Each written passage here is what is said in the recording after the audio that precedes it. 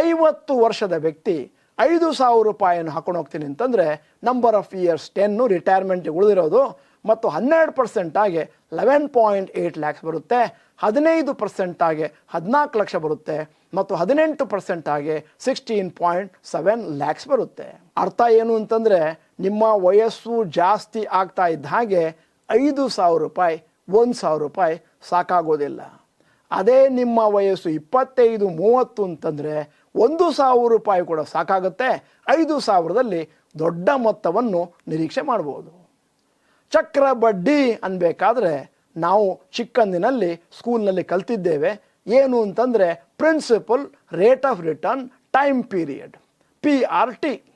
ಇದರಲ್ಲಿ ಪ್ರಿನ್ಸಿಪಲ್ ಅನ್ನುವಂಥದ್ದು ನಾನು ಹಾಕುವಂಥ ಅಸಲು, ರೇಟ್ ಆಫ್ ರಿಟರ್ನ್ ಅಂತಂದರೆ ಎಲ್ಲಿ ಹಣವನ್ನು ಹೂಡಿದ್ದೀರಿ ಮತ್ತು ಎಷ್ಟು ಲಾಭ ಬರ್ತಾ ಇದೆ, ಟೈಮ್ ಪೀರಿಯಡ್ ಅಂತಂದರೆ ಎಷ್ಟು ವರ್ಷಕ್ಕೆ ಹಣವನ್ನು ಹಾಕಿದ್ದೀರಿ.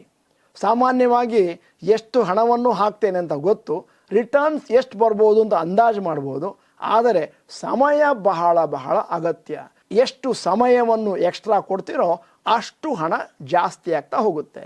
ನಾನು ಒಂದು ಸಣ್ಣ ಉದಾಹರಣೆಯನ್ನು ಕೊಡ್ತೇನೆ.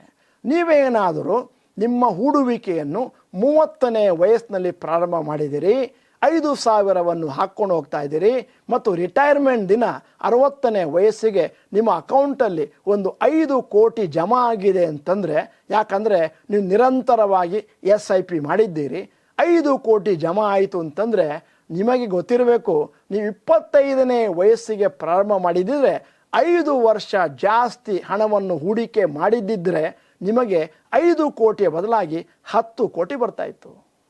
ನಮ್ಮ ಕಾರ್ಯಾಗಾರಕ್ಕೆ ಸೇರಿಕೊಂಡವರೆಲ್ಲರೂ ಹೇಳುವ ಮಾತು ಒಂದೇ, ಸರ್ ನಾವು ಬಹಳ ಮುಂಚೆನೇ ಸೇರಬೇಕಾಗಿತ್ತು, ಡಾಕ್ಟರ್ ಭರತ್ ಚಂದ್ರ ಅವರ ಪರಿಚಯ ಇತ್ತು, ಆದರೆ ನಾವು ಅದನ್ನು ನೆಗ್ಲೆಕ್ಟ್ ಮಾಡ್ತಾ ಹೋದ್ವಿ. ಆದ್ದರಿಂದ ಬಹಳ ಇಂಪಾರ್ಟೆಂಟು ಕಾರ್ಯಪ್ರವರ್ತರಾಗುವುದು.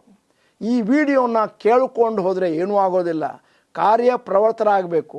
ಒಂದಷ್ಟು ಹಣವನ್ನು ಹೂಡಲಿಕ್ಕೆ ಪ್ರಾರಂಭ ಮಾಡಬೇಕು.